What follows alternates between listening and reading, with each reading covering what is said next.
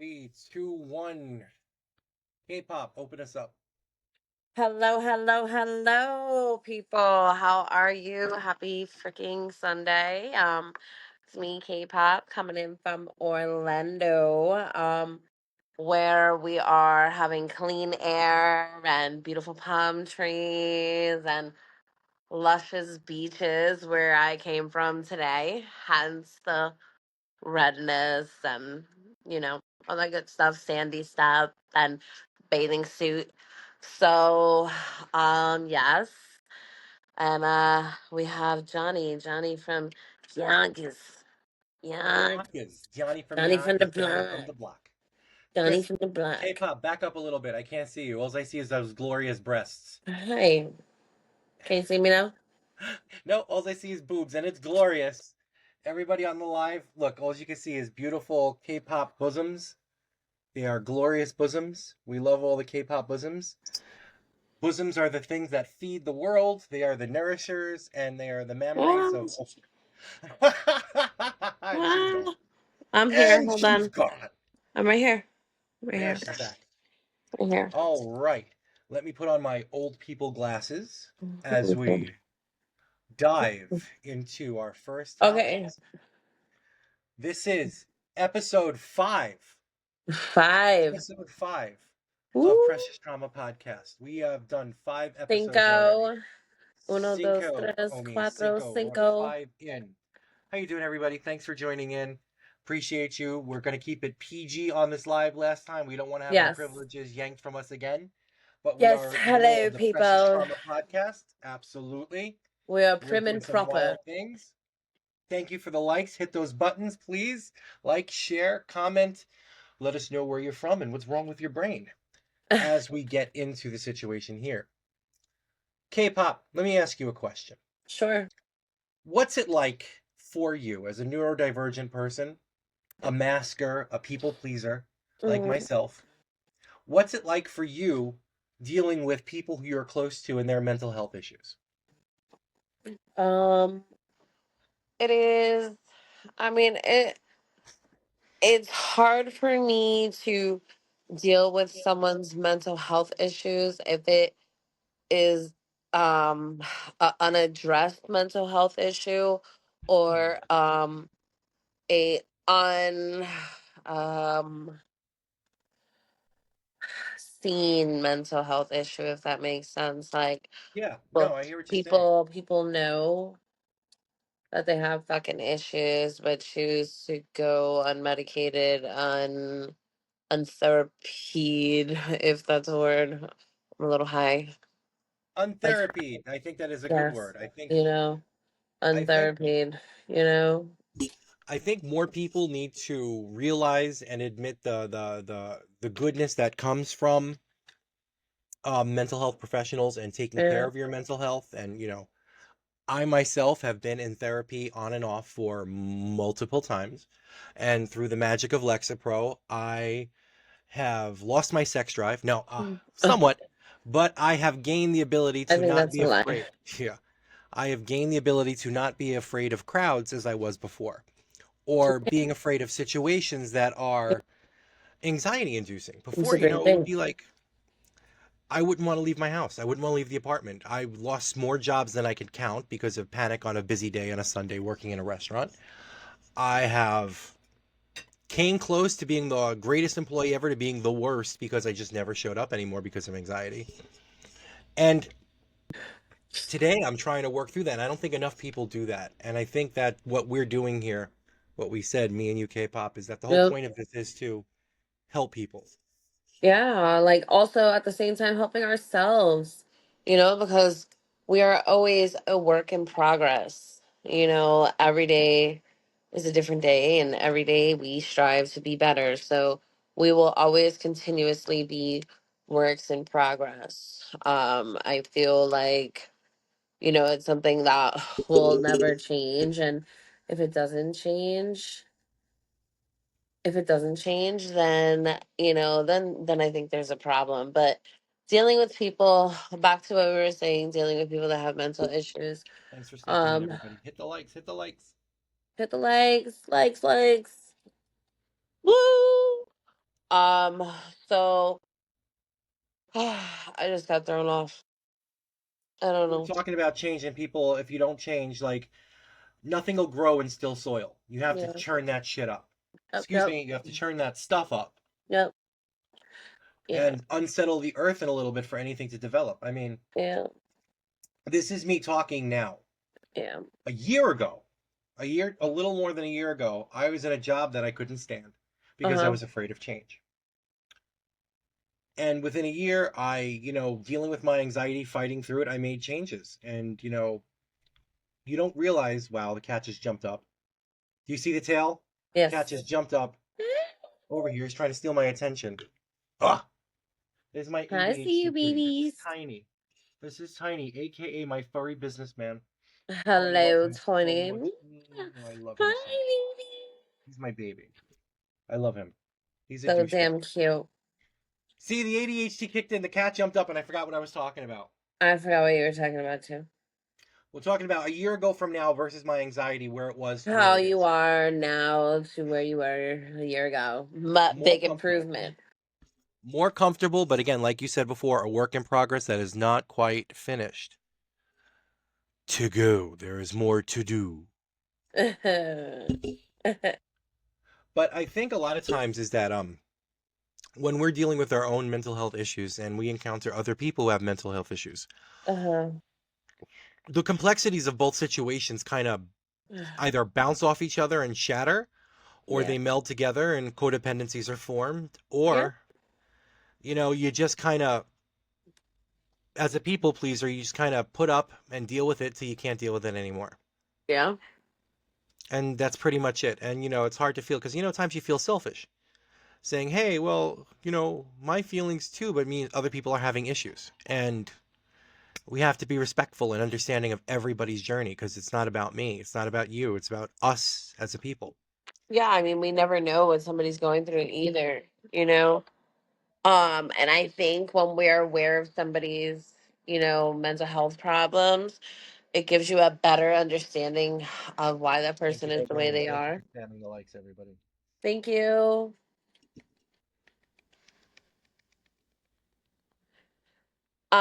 I think it gives us a better understanding of how a person truly is or why they do the things that they do if we understand what, is going on with them.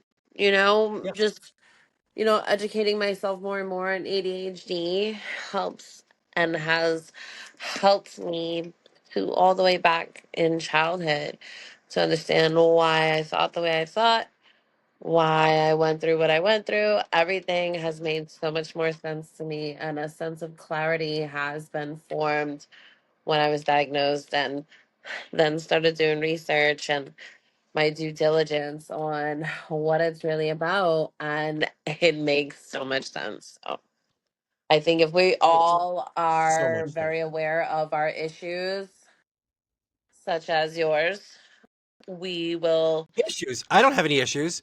I'm perfectly sane. Yeah, he is. He is. I'm the crazy one, This is true. K-pop is crazy. But her crazy matches my crazy, so it's good. right? Is somebody gonna match my freak? By the biggest thing, and I think that we don't deal with enough, is anxieties and how it forces us to do or Oh, not do anything and everything that's encapsulated in our life. But a dear friend of mine did tell me something. Leopold, this is out to you. That the only way to get past anxieties is to face the anxieties, to face the issue itself. that is Because true. honestly, the Lexapro helped, but that took the edge off of it. It's It's like like a childbirth is still gonna band-aid. hurt like heck. It's a band-aid. It's not Yeah, really. It's not really giving you the medicine for the problem. It's not yeah, fixing it. It's just band-aiding it, and it'll never be completely fixed if you don't get to the root. absolutely. But for me, that was the first step for me helped. And it was the first time in my life that I felt that. But anxiety in general is freaking debilitating. It Ugh. hurts, it suffers Mhm. so many more than I think people even realize that they have the symptoms or, generalized anxiety disorder. And I think, what is it, like something like 28% of Americans are suffering from PTSD in some form. And then I think what I read on was 53% uh, of people polled, surveyed, say that they have recognized at least five or six of the top 10 symptoms of anxiety. So they may not have quite generalized anxiety disorder, but they have the tendencies and the feelings that are there. So, which leads me to my next question, K-pop. Why are people not more sensitive to people when they have anxiety? Why is it Um, still looked at like a bad word in this um, day and age? well, to be honest with you, my opinion on this is that society has become very desensitized. Thank you for the light. Nobody helps with anything. Like you see somebody that can't breathe in the middle of the street and then nobody's helping but they're video recording you.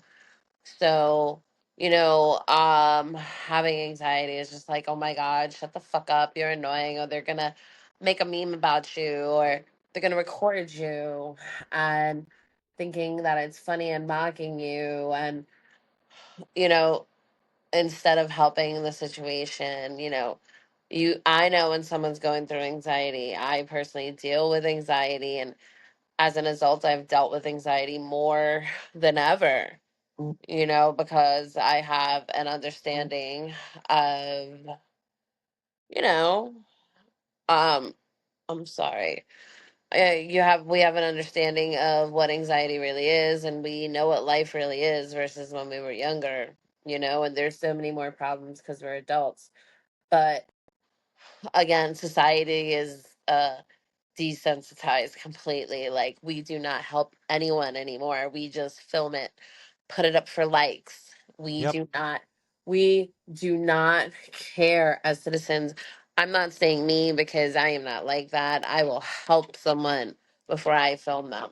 And I'm not going to help someone and then tell the world that I did that either. I fucking can't stand when people do. No, you Oh, yourself I have done cannot more. stand when people do that. I'm sorry that I You have done cursed. more for so many people and not claimed any fame to it. You haven't chased any clout. You haven't expressed it. I don't see you posting it on Facebook. I started doing some things, and not to get clout, but hopefully to show people that, the possibilities of doing good there. Like, I'm not telling specifics of what I'm doing here and there. I'll drop something, but Yeah, just the general mentality of mine when I'm trying to get an idea of doing something a little bit better, or part of my healing journey and our healing yeah, journey is to doing good works to feed the soul. yeah. It makes it harder, but we got to find the stuff that's out there that we can help with, and sometimes it's in the worst places possible where you could do the best work, the best help. It'll be in the least place you expect it. I generally think that as much as mental health is talked about in this country, as much as it is, the last generations are much better about understanding it. We also can't hide behind that as the be all end all answer to cutting ourselves off from life. No. The work is important. We have to do the work. I have to do the work, to get past situations that are bothering. But the problem is, which we all have, the problem is it's easier said than frickin' done. Yeah. Saying it right now to you is talking about it's easy as heck, but the work is not easy. Facing Oh. your anxiety is not easy. Getting to that point where you can is not easy. Mm-mm. It's crippling. It's crippling. It's a disability. It is. It's just, it's hard to not be judged by it, by other people. But we're working on our non-judgmental side, so we're not judging anybody for anything. Oh, We're accepting yes. people. I try to be completely judgment proof. I like everyone and anyone to be safe with us. Absolutely. Oh, what's your K-pop. reading? How do we make better choices in suffering from the fear of FOMO? FOMO. How do Okay. we avoid FOMO and make better choices? Fear of missing out. I try to make better choices because that fear of missing out mentality has really gotten me nowhere. I'm always like in it for the now versus the long run. I'm like, hey, I'm gonna go. I'm gonna go to fucking Disney World just because I need to. And Yeah. Everybody else is going. excuse And me, what if they're going to have fun and tell me about their everyone else is stories? going, and then I'm always like, what if I fucking die tomorrow? And that is what I think, and that is I'm trying not to think that way. Like I'm really trying not to spend money on dumb things because I do that. I get very excited. If I get mad, if I get The dopamine happy. hit. Yep. Yeah. I just want to buy things. Like I go into Walmart and then I have like all this stuff for Halloween. Um, and then I just gotta put it back because I'm like Yeah. food over I fucking am. My patience. sister, we both do this. Me and my sister have done this for years, where we will fill up a cart with stuff of everything we could possibly want, and then slowly but surely talk ourselves out of buying it, Yep. one by one. We don't need Uh, this, we don't need that, but we trick ourselves into the dopamine hit of putting it into the cart, but we don't actually buy it. We don't just leave it around either for people in mm-mm. retail to put it back. We put it back, but that's our Uh-uh. trick around it. I mean that's pretty interesting, actually. Yeah, it's guilt. We get buyer's remorse pre-buyer. Our grandmother who raised us when we were younger is Jewish, and she was great about that. She was just Mm, threw the guilt out there, left I and right. like I like that. Will be surely. Go Shirley. But yeah, that's part of the things. Like a 99-cent store, when I need a retail therapy hit, that's where I'll go. But I'll manage to get broke in a 99-cent store somehow. Me too. Me too, man. Now that they added our quarter on there. Oh, bro, I felt that quarter. Me too. That means every 8 things, I got to spend Um, another dollar. So every ninth thing I now have to pay for. no, but also now they have like $5 shit there, Yeah. $3 shit. Although I will say, Family Dollar, you guys got Family Dollar down there, right? They're Yeah, everywhere. yeah, yeah. I love Family Dollar. I love it now. I think whatever they did in the investment is great. They got better quality foods in there. They got like Conagra and all other sorts of really good brands in there. Like the food is not like it used to be expired 99-cent store stuff. It's actually Uh-huh. better. So I'll go to Family Dollar before I go to the supermarket, and I'll save $2 here, a dollar there, and then get the rest. There. I just won't buy meats from there except ham. I do like the Smithfield ham from Family Dollar. That's how I break my fast. Really? Yeah, it's pretty good for 3.50. Oh, it's great. 16 ounces, boom, right there for I'll three tell you dollars and fifty I'll cents. tell you one thing, if we're gonna talk about like ham, the only fucking ham the only ham that I will eat is like deli meat Authentic ham is wise the best, man. is the boar's head um deluxe ham, sliced very Yeah. thin. I don't know. Well, now I'd be afraid There's- of it. No, no, no notes for Boar's Head, but just I want to be thin, but not through dysentery.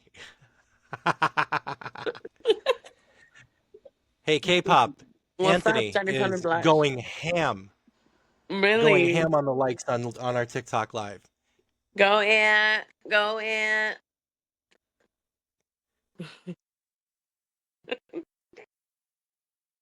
He rocks, bro. You rock, sir. But yeah, that's the magic of what we're talking about. We're going over there and talking about food and talking about everything else and making better choices not to miss Yep, out. We don't have choices. Yeah. yep, And avoiding the dreaded peer pressure. yep. Peer pressure. How do you deal with your peer pressure, Johnny? I don't have any friends anymore. Oh, oh, okay, Listen, I'll give you for instance. The other night, I quit smoking cigarettes for a hot minute. okay. Okay, so like 3 years. Once I got COVID back in April 1st, 2020, I was my last remember cigarette. that. I remember that Scared very the well. crap out of me because I everybody's remember. on the TV on phone. If you smoke, Chris Cuomo, You. if you're a smoker, you're going to die. Life as you know it, America, has changed. That man scared me in ways that I You. did not know fear. You. Okay? Yo, I And the remember you were fear, making videos while you were sick. Oh Lord, you can I thought that was. Thought I was doing a recorded. What do you call that? What do you Documentary. call that when you're dying? Your Well, not eulogy. That's the person people do it for you. My epitaph. I don't know. Whatever. I was making my final will and testament in my recording intestines uh, in testament. Um, for my end of days, which I expected was coming. You know, I felt it. maybe. I felt death was near. I will say one thing. Everybody craps on him, but Governor Cuomo, that man, his everyday shows, his updates every day on TV kind of really helped me get through that a lot. Like, I felt better. I feel like he was honest about, I don't care who he slept with or what he did. It doesn't make a difference to me. Although, let me rephrase that. Any woman and no woman or any person should not have to deal with sexual harassment in any which way whatsoever. That's Wait, not what okay. That's happened? not good. Yeah, it's not something that you can forgive or look past. I'm just saying that at that time, before all those But indictments came wait, through and he had to resign. I forgot about that. I forgot all about that. Yeah. Well, you're in I'm like, Florida. That wait, wasn't your governor then. nope, nope. No, I was down here for everything. Yep. That's wild. But yeah, Mm-hmm. so through that, I stopped smoking, and then peer pressure was what we were talking about. So I was out with the guys at work who were a bunch of really cool dudes, and I'm vaping, but every so often I feel the need for one of those cancer sticks. So I said, I'll get a pack and I'll just play with a few. Just watching my back. Chris is over there, and I could feel him peering through my head. So Ooh. I had a couple, Hi, smoked a little Chris. bit, didn't take it with me, but that was peer pressure. But no, it wasn't them. It was me pressuring myself to Yeah. fit into the group. And Masking. yeah, masking again. Oh shit. I don't know. All right, hun. I think we did a good round tonight. We don't have to have a long one on this one. We cut some major topics over here again. This is episode 5. Shorter will be easier to upload. We'll pick up some more recordings during the week. We have to continue on to our spicy Saturdays. I talked to our EMT guy from Manitoba. We're Okay. working out a recording time for him during the week. We'll pop in and do a Okay. recording. We have our guest Clayton, wonderful Okay. man, dealing with stuff, and we're gonna have him up, and then we'll have a couple of people lined up over the week. I'll close Who this out. wants to be a guest? Let us know. Be a guest on the show. Come on. Let us pick your brain and dissect you. Let's do it. Let us do it. We're fun All right, and everybody. Thank you gentle for joining us and for another rough. episode of Precious Trauma Podcast. Bye, babies.